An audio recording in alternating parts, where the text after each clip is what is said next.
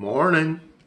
Monday. The week ends, the week begins. Ants are marching. If you want to see ants march, you need to live in LA or Phoenix or New York or something. Those of you who've been there or lived there, especially got to live there. It ain't just a vacation. You got to live there to understand the ants marching on Monday. What happens? Part 2. Language. It's an adequacy. Language comes to us in two forms. Martin Heidegger, as I mentioned yesterday, I love holding this book up because it's reversed, and I know that. The title's On the Way to Language from Martin Heidegger. It's very fitting. If you look at this spelled backwards, you might begin to realize the problems of language and how language covers up itself in the process. Me talking about it is covering it up right now. We have to use words to paint mental pictures in people's minds so they understand what we say. That's why if you go into court and there's something involved that's serious or a crime, you oftentimes have to make it a visual presentation so someone can see what happened at the intersection and visualize it better than you could if I just sit here and talk. Because if I talk to you like now, you're gonna hear it. You're gonna know language is not adequate.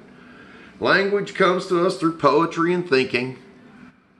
Two ways. Heidegger tells us he's very interested in ontologies, theories of knowledge, or epistemology in philosophy, from where it became.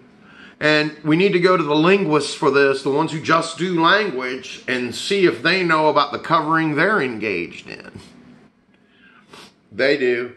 Most all linguists have done philosophy, or are philosophers. Everyone is, as I said. So a few things happen when we use language. Number one, the minute I open my mouth, I've created distance on my thought. Any scientist knows in an experiment, you can only affect change one item at a time. If a scientist walks up to observe rats in B.F. Skinner's maze, hitting a foot pedal to get a pellet, the scientist has changed the environment by appearing there. Literally. Same with language. The minute I talk, I've changed your environment.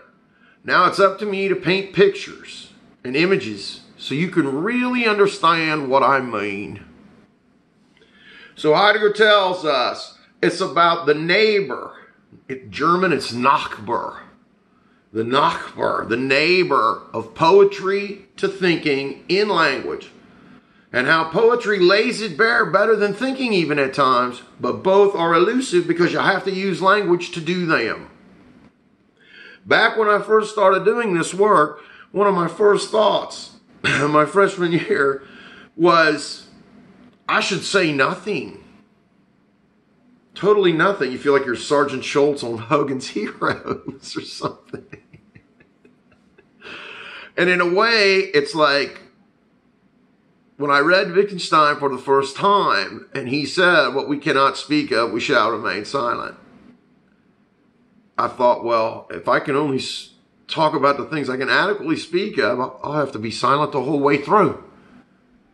Now, if I'm standing out fishing with Hepfer or Miller or somebody, and we start talking about a Texas rig over a Carolina rig or something like that, then the imagery's a little clearer if you have a focus. But the problem is with language, it's poetic and it's thinking and it's mixed together and people can't tell it because people like me use poetry on you in regular life while we're walking through, which is rare, but there's always someone coming along, a messenger to remind you, just like Heidegger, just like Wittgenstein. You know, it's been happening. They were contemporaries to a point too. Heidegger younger than Wittgenstein, German at that. Nonetheless, through the neighboring, Nachbar, of poetry and thinking, we can see a few things happen. When we talk about something, we have the distance, like I said. But more than that, this idea of language covering itself, because it's not always understood or seen, and more than that, its ability to make us think we know what we're talking about. If you come into a discussion with me and Jetta, Mom, if you come into a discussion with us, you're not playing our language game.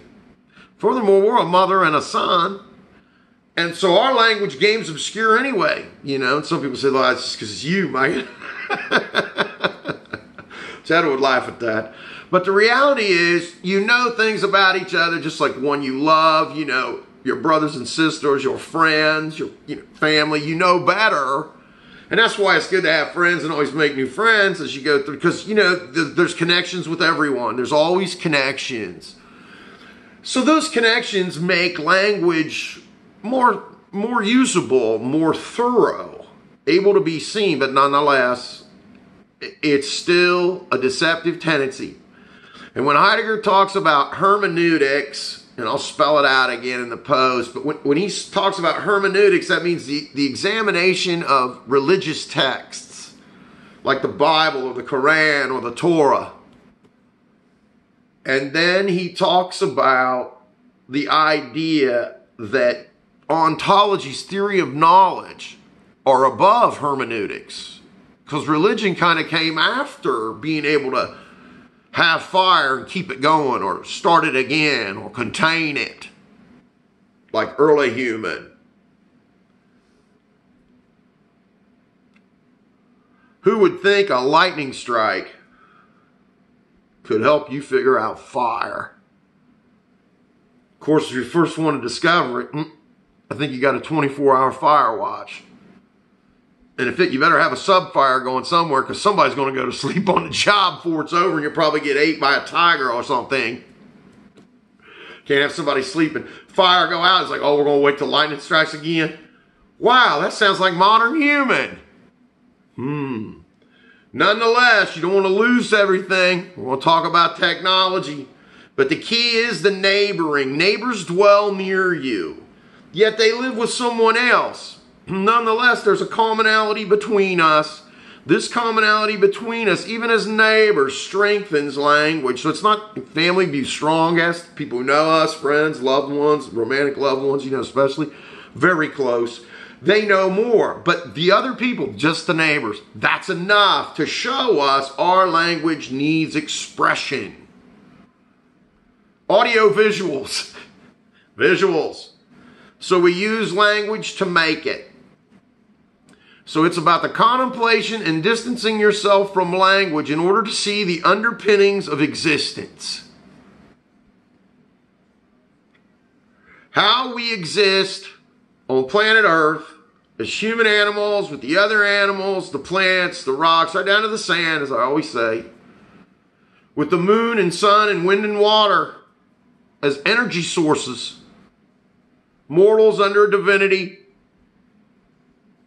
under sky on earth. That's how we exist primarily.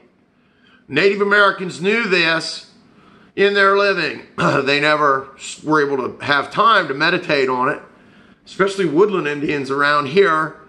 They had to hunt and fish every day to survive and stay on the move. It was a full-time job being a Native American. Some of us know very well. The only one I think's better is being a Viking, which is key to living for me. It's hard being a Viking in a civilized world.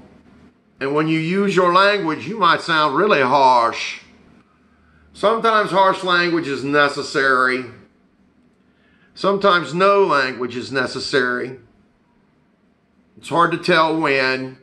You gotta be above all things and know yourself. Life is a will to power and nothing more, Nietzsche. It's about individuals getting better, about you taking care of yourself and understanding the flaws and the things we're up against. Language is problematic, extremely so. Its essence is covered by its notoriety as language, and then saying it or speaking it, whatever, however you want to put it, creates that distance. So the next time you go to speak to someone or speak to a group of people or something, make sure your visuals are there, or that you can paint a picture unbelievable with words. That's what you got to do. Take care, y'all. I hope you have a good Monday. Peace.